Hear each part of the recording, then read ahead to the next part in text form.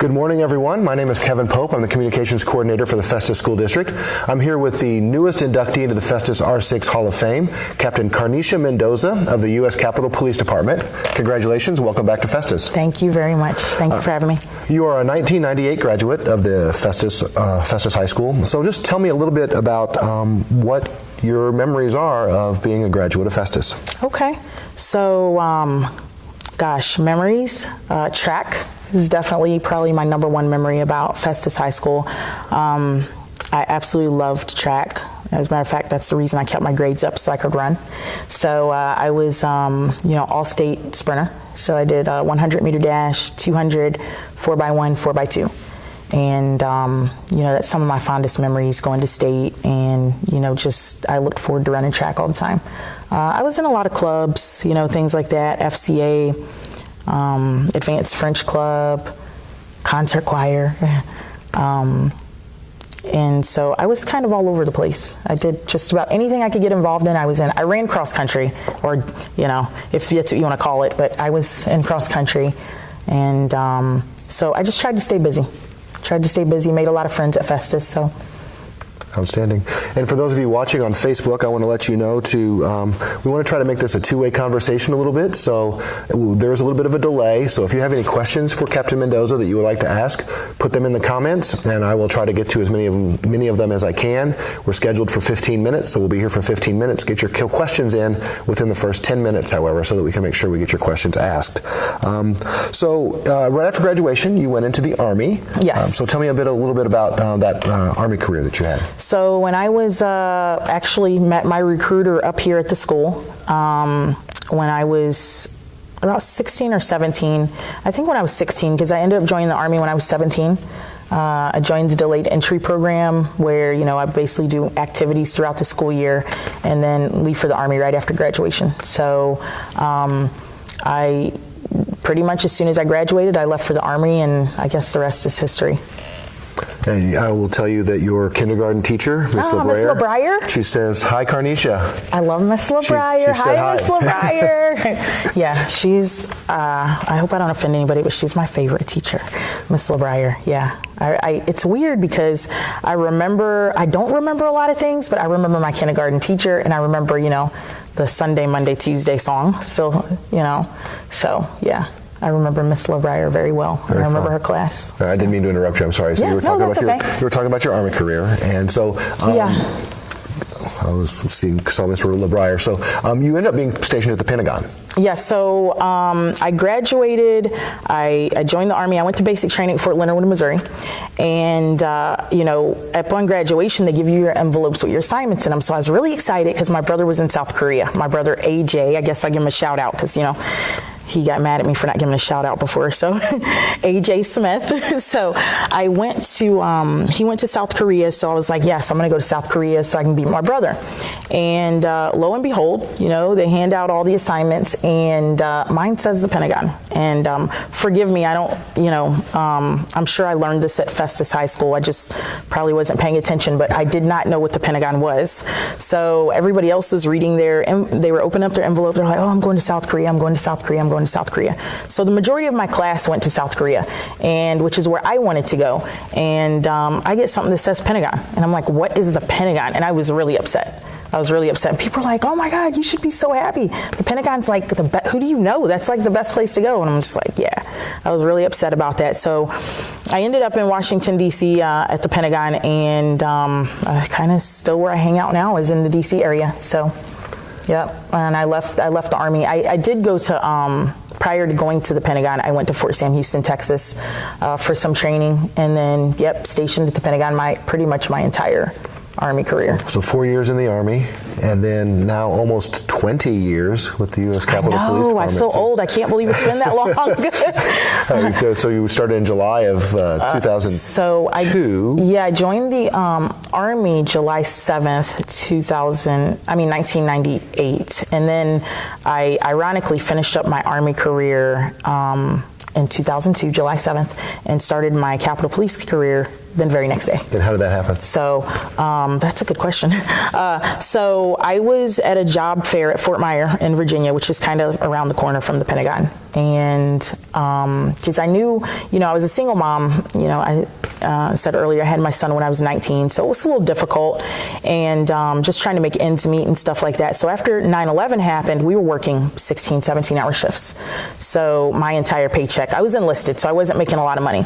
My entire paycheck was going to childcare. So I said, I need a job where I can get paid overtime, like, time and a half, something like that. And so I decided to go to the job fair at Fort Myer. I get there, and lo and behold, there's Capitol Police, and I'm trying to walk past the table as fast as I can, because I'm like, I'm not doing that. And I will say that early, prior to going to the Army, I did want to be a police officer. Early, I had two early role models, which were Officer Gene Gibbs, and then officer, but he retired as Detective Paul Wilkie. And so, I spent a lot of time with both of them, and I knew, I wanted to go in law enforcement. And I don't think I've told this story yet, but Detective Wilkie had a horse that said no to drugs. Everybody probably remembers that. And that somehow, he would always say, ask the horse, what do you say to drugs? And the horse would shake his head no.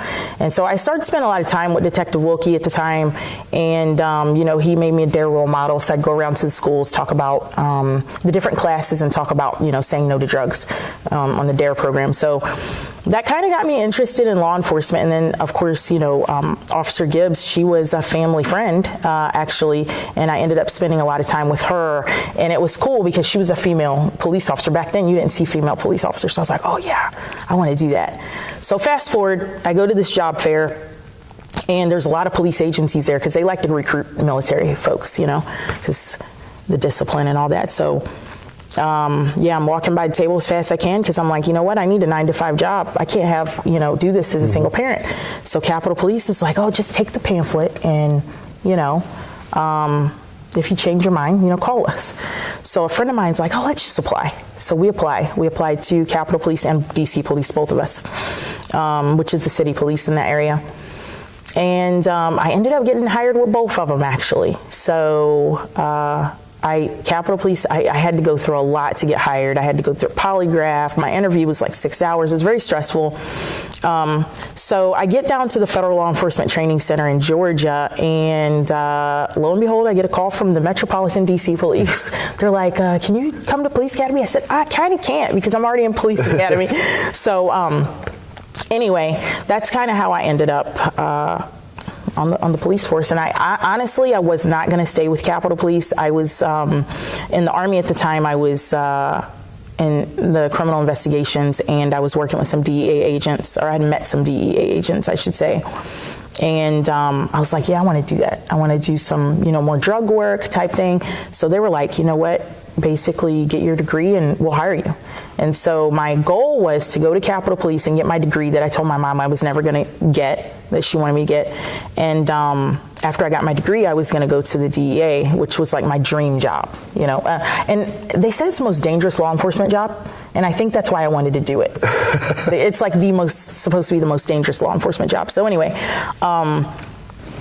Capitol Police kept giving me promotions and more money. And then, I looked at it and I said, you know what? I gained a little weight. And I said, I'm not in the shape I was in when I was in the Army. And I'm going to take a pay cut to end up going to the DA starting off, So I didn't want to do that. And so, that's how I ended up with Capitol Police. And I can retire in 5 years now.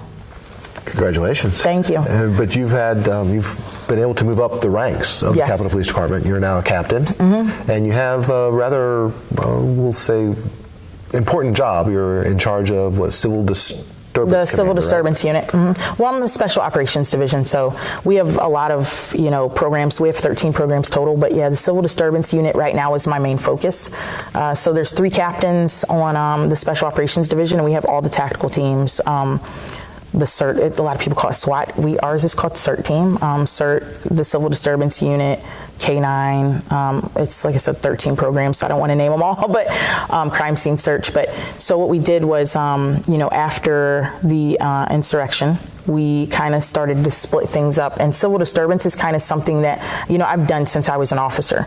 So I am right now focused pretty much solely on the civil disturbance unit, even though technically we're all responsible for all the programs. So how does somebody from Festus go to one of an illustrious career at the Capitol Police Department? Yeah, I mean, you're going to be talking to students today about how to make your life a success. So, right. What are you going to be telling them today? So I didn't really. You say how does somebody do that? I didn't mean to do it. It just happened, right? But I worked hard, and I always tell people this because people always ask me, hey, what's the secret to success? And I just say, there's no secret. It's hard work, being intentional about your goals, setting goals, long-term goals, short-term goals, and then everything you do should be a step in that direction of achieving those goals. And I think if you stay focused, anybody can do anything. I mean, I was not, the most... I didn't make the best grades in school or anything like that. I was an average student. And I struggled in some things. I struggled in algebra. I still don't understand to this day, but I struggled. I struggled in college algebra too. Yeah, I struggled in college algebra too. But for me, things just have to make sense, and that just doesn't make sense to me.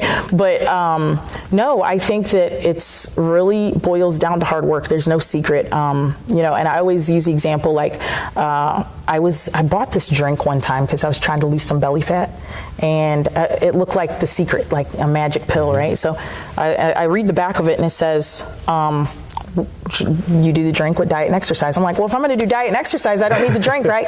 So it's just, you eventually learn there's no secret. It's always hard work, high intention, dedication, that type of thing. There's times where I'm up at 3 a.m. doing work. And that's because that's what my focus is. So you have to focus on what it is that you want to do, and you can pretty much achieve whatever you want. And I will say that my senior trip was to the Capitol. I didn't get to go, so I did not get to go to the senior trip, so I was really devastated about that. And it's funny now because I can walk into the Capitol anytime I want. So we have just a couple of minutes left. So what were your initial thoughts whenever you were told you're going to be inducted into the Hall of Fame at Festus High School, or Festus School District? Well, I was like, wow, there's a Hall of Fame. I didn't know there was a Hall of Fame. So it was exciting because, one, I haven't been back to the school since 98. I don't recall. I don't think I've been back since 98. And, I have a lot of friends here in Festus and at Festus High School. So it's kind of exciting to come back and see people, that I'm friends with and see their kids and that type of thing. So it's exciting. And we've had a little bit of a walk through the building, and we're going to go back whenever we're finished this and, walk through the building some more so you can see how things have changed. But what have your feelings been as you've been walking through today? Well, the high school is awesome. It's nice. I'm so happy that, the building, I thought the high school was nice when I was here, actually, to be honest. But it's always been a nice high school, but I'm glad to see that people are upkeeping the building and upkeeping the integrity of, the Tigers. And it's exciting to be here and to see the high school. And I'm a little bit disappointed that Coach Bealey's not here, Coach Bach's not here, And you said Mr. Wright's still here, right? Mr. Wright is still here. So at least I'll get to see him. Yeah, but I feel old because I'm sitting here like, man, all my teachers are gone. So, but it's exciting to be here though. All right. Well, thank you very much for your time. Congratulations on your induction into the Hall of Fame.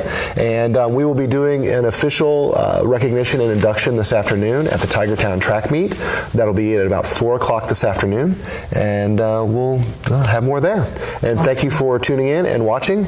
And I didn't see any questions on Facebook, so with that, we are going to end our broadcast, and we'll see you later. Thank you. Go Tigers. Go Tigers.